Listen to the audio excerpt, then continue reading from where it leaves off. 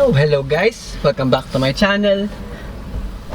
So for today's walk around review, I have here the 2023 BMW M4 competition. So I already did a walk around tour of the M3 competition, which is the sedan version of this. Link of that will be in the description down below, and more numerous BMWs I reviewed here at BMW Auto Alley. So I couldn't pass the opportunity again of doing a walk around tour of this because it's an M4. Like the M3 competition, it's pretty much the same looking. I don't mind the look already, it already grew on me. So let's start first with the similarities of this M4 along with the M3 competition. So powering this thing is a 3-liter twin turbocharged straight-six engine that produces 510 horsepower and 650 Newton meters of torque. Like the M3 is mated to an 8-speed ZF automatic transmission, and 0 to 100 kilometers per hour is done in 3.5 seconds, which is 0.1 of a second faster than the M3 competition because this has 2 less doors. So ground clearance is still the same too at 122 millimeters. So like most BMWs, all the vents function apart from the one here on the side, but still there is a M4 comp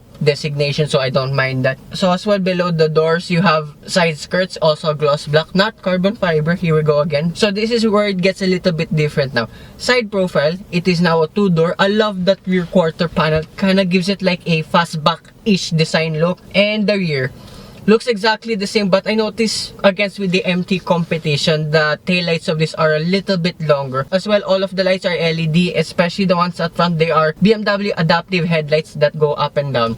I demoed that in the M3 comp and a BMW 2 Series. So you have quad exhaust pipes and gloss black diffuser. Sadly, it's not carbon fiber again. And you have a gloss black gurney flap. Like the M3 competition, being a 2023 model, the BMW badges on this are covered with the M colors to celebrate its 50th anniversary. I'll find it a little bit weird with the badge at the rear because the reverse cameras on the badge, not below the trunk lid, which I find a little bit OC, just being honest. So as well in the rear, you have an M4 comp badge. It's also wrapped in gloss black. And this is as well where it gets a little bit different, but not too bad for a 2-door coupe. So open the boot up, you have a total of 440 liters, which is 40 liters less than that of the M3 competition. But it is still pretty spacious enough, as you can see.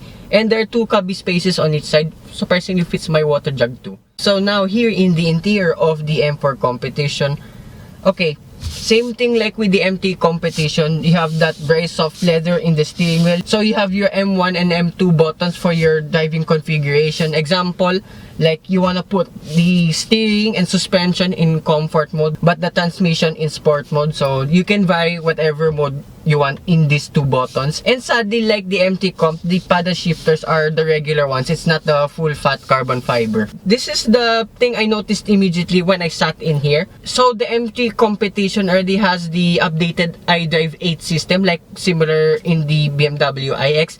This one's still at the Idive 7. I mean, I don't mind it. I still love all the physical buttons here just below the air conditioning vents. I gotta be honest, I kinda prefer this Idive 7 over the Idive 8 because watch my M3 comp review, because I had a hard time turning off the air conditioning system. Legit, I had a hard time.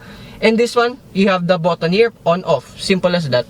That's something very weird I found with the iDrive 8 system. But at least like the M3 competition, you still have your digital instrument cluster. And the door here is pretty wide.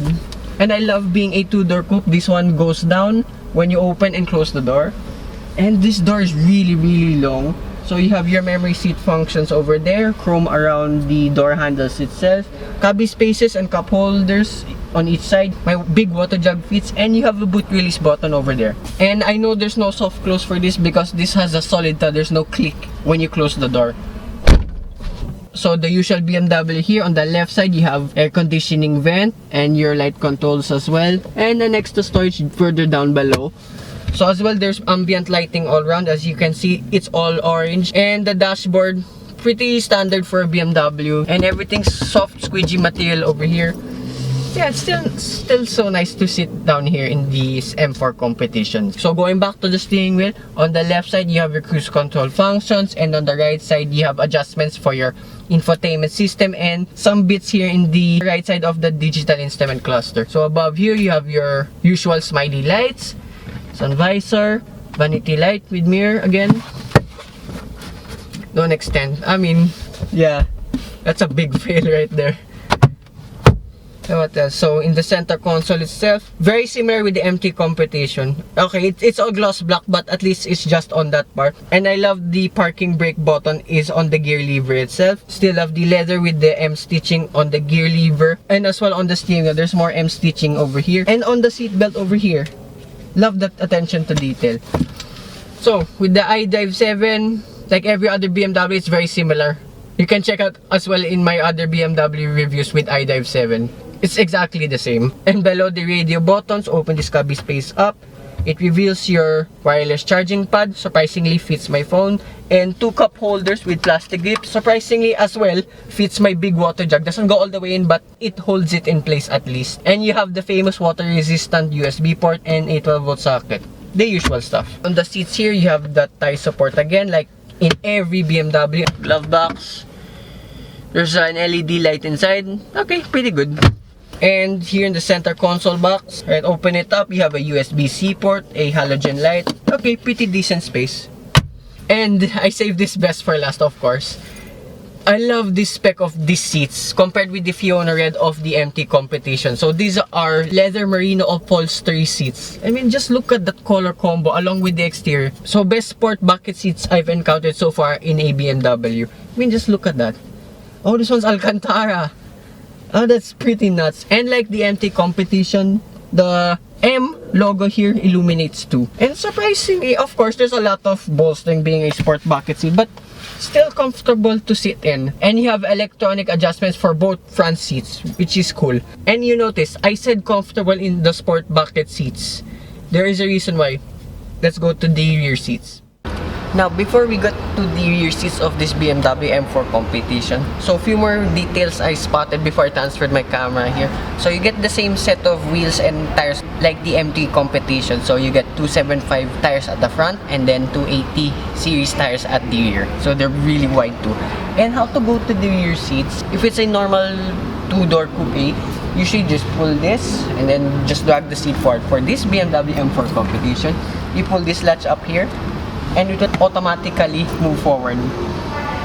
It will take a while, but it's still a fancy feature. And once you put it back to, it will go back to the normal position which you set it in. So getting here at the rear, surprisingly pretty easy. I mean, I'm a skinny person. So right, space here in the back. I mean, let's go to this side. I hope you can still hear me. Oh. So like all BMWs, you still have ambient light for your feet. And comparing with the MT Competition, of course, that's a 4-door sedan that has more space. But this M4 Competition isn't too bad. I have just enough feet room. And then my knee room's that much, okay. And then my head, oh. Yeah, that's my headroom. So like probably an inch only. Yeah, so people who are 5'5" or below and kids will be okay here in the back. But surprisingly not too bad. It still carries the leather merino upholstery seats, which is pretty good. And there is a very tall hump here in the middle, so I will not advise for someone to sit here in the middle. I can't even fit anymore. But still comfortable. Ooh, it's like a pillow. So you have isofix anchor points on each side, and you still have the M seat belts over here. And surprisingly, here in the middle, you have your air conditioning vents along with the controls. Like the MT Coupe, there's no central armrest sadly, but you have a central loading hatch to carry longer stuff in here just in case. And unlike in the front side of this M4 Competition, you have only cubby spaces here. I mean, they're really small. I mean, enough for phones, like that's okay. And then you have coat hangers here on each side too. I won't mind sitting here in the back of this M4 Competition as long this is the space I have here. So still not too bad for a 2-door coupe. And as usual, you have your lights above here, and that's pretty much it here too. So the price for this BMW M4 Competition is at 9,790,000 pesos, which is 100,000 pesos more than the MT Competition. So would I personally get one? Not really, but would I take one over an MT Competition? With this spec, yes. I love the seats here. I love this blue exterior color too. Yeah. So it's up to your preference what you want. But most likely, if I had the money, I'll still get the MT Competition because it's a 4-door and there's more space here in the back. And the ease of, but for the passengers here. So I'll only buy a M4 competition for my wife if ever. Don't have a wife yet, by the way. So that concludes my walk-around review of this M4 competition. I'd like to thank again BMW Auto Alley and Sir Nico Olivar. His contact details will be in the description down below. So hope you guys like and subscribe. And I will see you with more future BMW reviews and walk-around reviews coming from here at BMW Auto Alley. Bye-bye.